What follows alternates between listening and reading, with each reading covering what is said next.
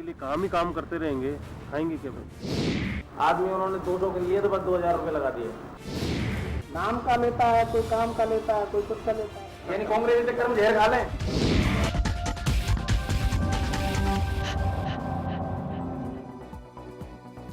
आइए अब जरा तफसील से बात कर लें, क्योंकि मामला सिर्फ दफ्तर का नहीं है। चुनावी खर्च की हेराफेरी के खेल में चाय से लेकर खाने पीने तक का हिसाब है और इस हिसाब में हो रहा है घालमेल। देखिए हमारी इस रिपोर्ट में। बीजेपी प्रत्याशी रामचरण बोहरा के प्रधान चुनाव कार्यालय में रोजाना 20 पानी के कैन खत्म हो रहे हैं।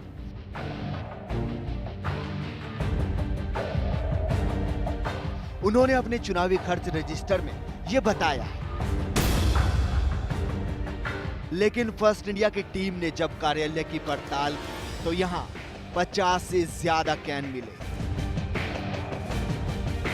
चुनावी व्यवस्थाएं संभाल रहा एक कार्यकर्ता खुद मानता है कि रोजाना हजारों चाय होती है, लेकिन दिखाई नहीं जाती। अच्छा, इन चीजों से कुछ फायदा होता है क्या? भाई आपने रेट तय कर दिया चुनाव आयोग ने, कुछ भी नहीं, फायदा क्या है? कुछ क्योंकि तो हजारों चाय अब डेली चल रही होंगी और उसको बेवजह का इधर उधर करने में उनको सब हजारों चाय चल रही होगी और बताते कितनी है? 1000 चाय पीते होंगे लोग, उसको बताते होंगे। 1000 चाय पीते होंगे लोग, उसको बताते होंगे। नहीं तो क्या मतलब निकला उसमें मैन पावर भी इन्वॉल्व होती है। हाँ। ये आपको वो वहाँ भी बंदा बैठा है, वो भी देखेगा, इधर भी बंदा बैठेगा, वो भी कुछ ना कुछ उसका वो रखेगा। तो इतने लोगों को उसमें इन्वॉल्व करके तो फायदा नहीं है कुल मिला के। चाय की क्या बिसात, यहाँ तो बाकायदा भट्टियां चलाकर सैकड़ों पैकेट खाना रोजाना तैयार हो रहा है। भले ये सब चुनावी खर्च रजिस्टर में ना हो, लेकिन कैमरे में कैद ये तस्वीरें सारा सच बता रही है।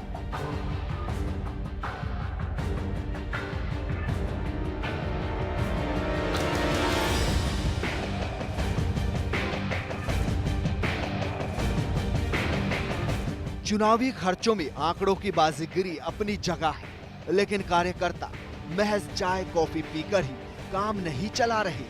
जैसा खर्च रजिस्टर दिखाकर पहली नजर में लगता है विश्वास ना हो, तो कांग्रेस के सांगनेर कार्यालय पर मनोज पांडे नाम के इस कार्यकर्ता की जरा सुन लीजिए, जो इस खेल की साफ तरीके से पोल खोलता हुआ सुनाई देगी। हमारे वो अभी वैष्णव जी नहीं अकेले पी जाते हैं। हमारे वो अभी वैष्णव जी नहीं अकेले पी जाते हैं। हमारे आए नहीं है बीजेपी वाले में क्या जाएगा तो कहता है ये लोग 3 आदमी, एक आदमी 4 चाय 5 हमारे एक आदमी नहीं बस। यहाँ भैया चाय का मतलब ही नहीं है, ये मान लो आप। हाँ, चाय चाहिए। बादाम शेक और वो क्या कहते हैं केला, कौन सा बनाना शेक चाहिए।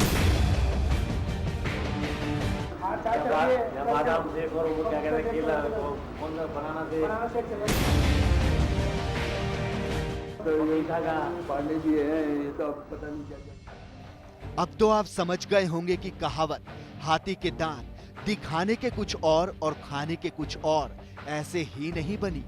आंकड़ों की बाजीगरी के इस खेल में सभी प्रत्याशी बराबर भूमिका निभा रहे हैं। फर्स्ट इंडिया के लिए जसराज बुरांडा के साथ अशोक चौधरी की रिपोर्ट।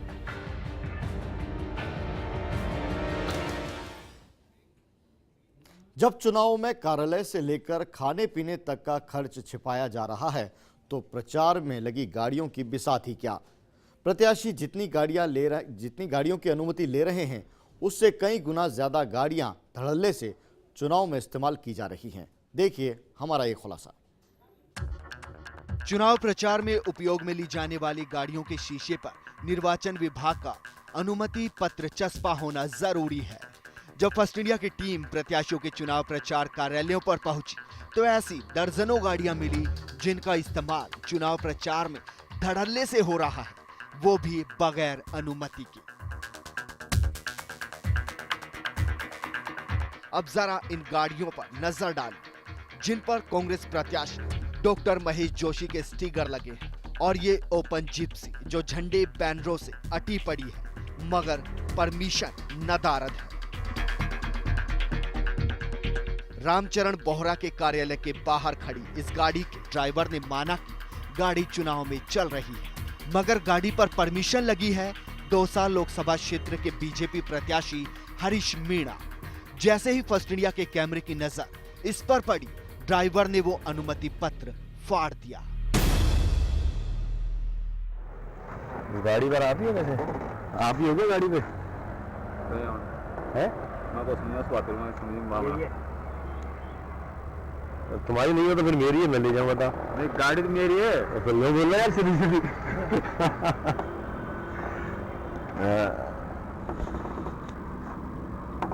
तो ये बताइए कहाँ चल रही है आजकल गाड़ी आपकी जो है? पूरा बता दो कौन सी पार्टी के लोग लेकर जा रहे हैं, कहाँ कहाँ जाते हैं? ये पहली बार आया है चुनाव में। किसके साथ जाते हैं चुनाव में? तो आपकी गाड़ी की परमिशन है चुनाव के लिए? तो परमिशन तो हरीश मीणा की लगी हुई है आपकी गाड़ी पर दौसा की। चल रही आज आई नहीं तो अभी आज यहाँ की नहीं परमिशन मिल गई आपको? कभी आया परमिशन 22 तारीख तक की है। 22 तारीख की उसकी है, वहाँ से रिटर्न कर दिया, हटा दिया वहाँ से परमिशन दी है।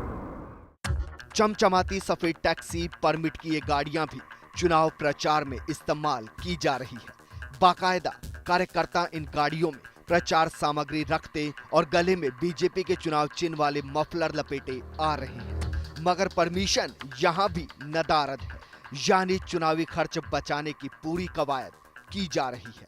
तभी तो बिना परमिशन लिए इन गाड़ियों से बाकायदा चुनाव प्रचार सामग्री का परिवहन किया जा रहा है। ऐसी एक गाड़ी के ड्राइवर से जब हमने इस बाबत जानना चाहा तो देखिए कैसे बहाने बनाने लगा। बस गाड़ी आप ही की है? मेरी है। तो प्रचार में चल रही है गाड़ी? कैसे प्रचार में नहीं चल रही है? प्रचार सामग्री रखी हुई है गाड़ी में? नहीं। तो क्या चीज़ है? वैसे ये पर्सनल, वैसे बस साथ है, ये प्रचार में नहीं चल रही गाड़ी है ये। भाजपा प्रचार कार्यालय के बाहर आप हैं, अंदर भी जा रहे हैं बार बार, तो क्या मानेंगे इसमें? क्या मानेंगे, बस भाजपा के हैं, पार्टी के हैं, तो इस हिसाब से साथ है। इसकी बातों से साफ हो जाता है कि इन्हें बाकायदा ट्रेनिंग मिली हुई है कि क्या बोलना है और क्या नहीं बोलना। साफ है दाल में कुछ काला है। फर्स्ट इंडिया के लिए सहयोगी जसराज बुरांडा के साथ अशोक चौधरी की रिपोर्ट।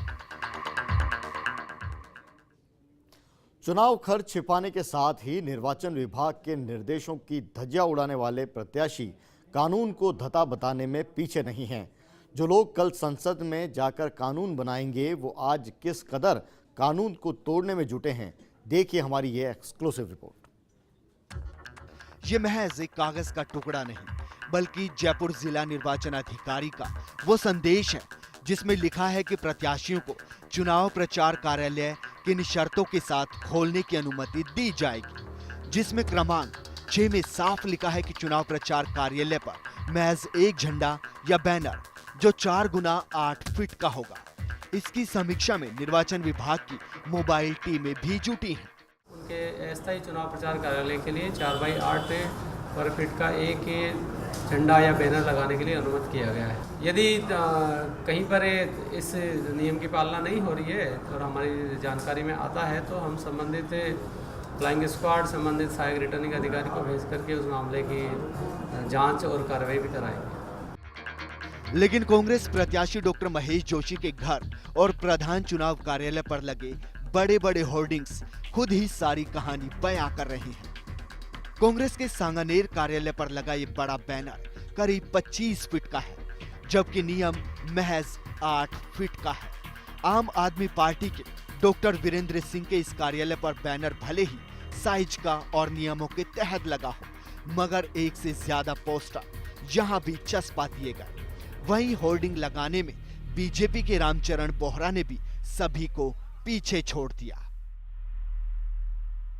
जिस तरह भाजपा प्रत्याशी रामचरण बोहरा के इस चुनाव प्रचार कार्यालय पर एक बड़ा सा होर्डिंग लगा हुआ है, इसी तरह सभी राजनीतिक पार्टियों के चुनाव प्रचार कार्यालयों पर नियमों की अवहेलना की जा रही है, क्योंकि निर्वाचन विभाग के नियमानुसार इस तरह के बैनर या होर्डिंग की साइज 4x8 फुट से ज़्यादा नहीं होनी चाहिए। ये हालत तब है जब निर्वाचन विभाग का दावा है कि उनकी मोबाइल टीमें लगातार इन कार्यालयों का निरीक्षण कर रही हैं। ऐसे में समझा जा सकता है या तो निर्वाचन विभाग की टीम इन होर्डिंगों को देखना ही नहीं चाहती या फिर अनदेखा करके निकल जाती है। मेरे सहयोगी जसराज ब्रांडा के साथ Ashok Chaudhary, First India, Jaipur. Operation Bahi Khata में हमने आपको बताया कि किस तरह से लोकतंत्र के इस महापर्व का मखौल उड़ाया जाता है। बहरहाल इस पूरे ऑपरेशन को नज़दीक से देखने वाले, अंजाम देने वाले हमारे सहयोगी अशोक चौधरी हमारे साथ में जुड़ रहे हैं। अशोक, बताइए किस तरह का नज़ारा आपको देखने मिला, जो नियम आपने देखे निर्वाचन आयोग के, निर्वाचन विभाग की तरफ से जो ब्यौरा दिया गया और ज़मीनी हकीकत, क्या बुनियादी फ़र्क लगा? विशाल, इस पूरे ऑपरेशन को करने के दौरान हमने जो तीन जो मुख्य प्रत्याशी हैं भारतीय जनता पार्टी के, कांग्रेस के और आम आदमी पार्टी के, उन सभी के जो चुनाव खर्च रजिस्टर, जो ब्यौरा जो पेश किया गया है निर्वाचन विभाग में, उसका बारीकी से अध्ययन किया और उसमें पाया कि सभी प्रत्याशियों के द्वारा एक जैसा तौर तरीका अपनाया जा रहा है। यानी सभी प्रत्याशी ये बता रहे हैं कि कितनी चाय उनके यहाँ हो रही है, कितनी कॉफ़ी उनके यहाँ पी जा रही है। इस तरह के जो खर्चे वो बिल्कुल जो कॉमन खर्चे हैं, यानी सभी के यहाँ एक जैसी चीज़ें लिखी जा रही हैं रजिस्टरों में। लेकिन जब हम हकीकत हम परखने जब निकले और जब हमने कार्यालयों पर जाकर के देखा विशाल, तो वहाँ पर जो सच सामने आया वो कुछ अलग था। यानी कार्यालयों पर चूंकि गर्मी का मौसम शुरू हो चुका है, कार्यालयों में बाकायदा कोल्ड ड्रिंक पी जा रही है, उसका कोई खर्चों में इंदराज नहीं किया जा रहा। छाछ लस्सी चल रही है, उसका कोई इंदराज नहीं किया जा रहा। जूस आ रहा है, उसका कोई इंदराज नहीं है। यानी खर्च रजिस्टर में वो चीज़ें दिखाई ही नहीं जा रही जो कि वास्तव में खर्चे वहाँ पर हो रहे हैं। और जैसा कि हमने अपने ऑपरेशन में दिखाया है विशाल, पार्टी के जो समर्पित कार्यकर्ता है, जो नज़दीकी हैं पार्टी प्रत्याशियों के, उन तक ने माना कि खर्चा जो निर्धारित जो सीमा है 70 लाख की, उससे कहीं ज़्यादा करोड़ों में हो रहा है विशाल। अशोक, क्या माना जाए, ये जो खर्च है वो क्या व्यवहारिक रूप से निर्धारित नहीं किया गया है चुनाव आयोग की तरफ से, या फिर जो ज़रूरत से ज़्यादा है जो खर्च हो रहा है, उम्मीदवार हैं वो ज़्यादा खर्च कर रहे हैं?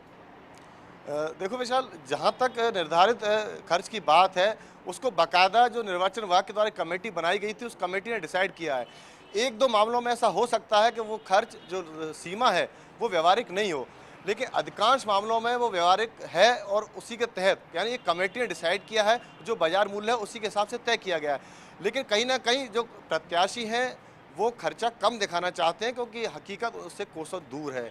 खर्चा करोड़ों में हो रहा है, लेकिन उसको बही खातों में लाखों में दर्शाया जा रहा है।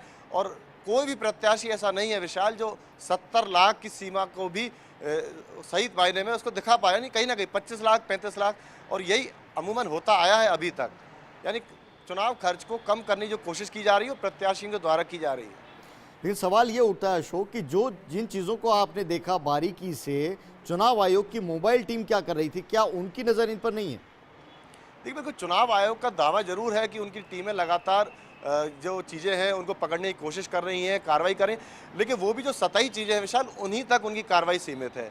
यानी या तो वो रैलियों को कवर कर रही हैं, रैलियों में कितनी संख्या वाहन आ रहे हैं, लेकिन वहीं प्रत्याशियों ने नए नए तरीके निकाल लिए हैं। बाकायदा जो प्रचार के लिए गाड़ियां हैं, अवैध गाड़ियां जिनकी अनुमति नहीं ली गई है, उनको चुनाव प्रचार कार्यालयों से दूर खड़ा किया जाता है, उन्हें प्रचार सामग्री ले जाई जाती है। कार्यकर्ता थोड़ा दूर चल के पैदल जाते हैं, उसमें जाके गाड़ी में सवार हो जाते हैं। उस गाड़ी पर झंडे बैनर नहीं लगाए जाते, लेकिन वो पूरी तरह से गाड़ियां जो है वो प्रचार के ही काम में आ रही हैं। और बहुत सी गाड़ी ऐसी भी हमें मिली जिन पर बाकायदा पोस्टर लगे हुए थे, झंडे लगे हुए थे, लेकिन उन पर अनुमति नहीं थी। और वहाँ जहाँ तक हम बात करें निर्वाचन विभाग की विशाल, तो ये एक बहुत बड़ा सवाल है, क्योंकि इतने बड़े पैमाने पर चुनाव हो रहा है, तो पूरी तरीके से इसको वो कर पाना निर्वाचन विभाग के बस में नहीं है। लेकिन जो लोग कल को संसद में पहुंचकर सांसद बनने का सपना देख रहे हैं और कानून बनाएंगे, उनकी नैतिक जिम्मेदारी, इसमें बहुत बड़ी बात है विशाल, उनकी नैतिक जिम्मेदारी बनती है। वो जनता के सामने जा रहे हैं, वोट मांगने के लिए जा रहे हैं, वो किस हक से जनता का सामना कर रहे हैं, ये अपने आप में एक बहुत बड़ा सवाल है। जी, बहुत बहुत शुक्रिया अशोक। तो आपने देखा कि जिन लोगों पर लोकतंत्र का संरक्षण करने का जिम्मा है, वो किस तरह से नियमों की, कायदों की धज्जियां उड़ा रहे हैं अपने चुनाव के दौरान। बहरहाल ऑपरेशन बही खाता में फिलहाल इतना ही। हम पूरी टीम को दीजिए इजाजत, नमस्कार। पार्टी के लिए काम ही काम करते रहेंगे, खाएंगे क्या? आदमी उन्होंने 200 के लिए तो बस 2000 रुपये लगा दिए।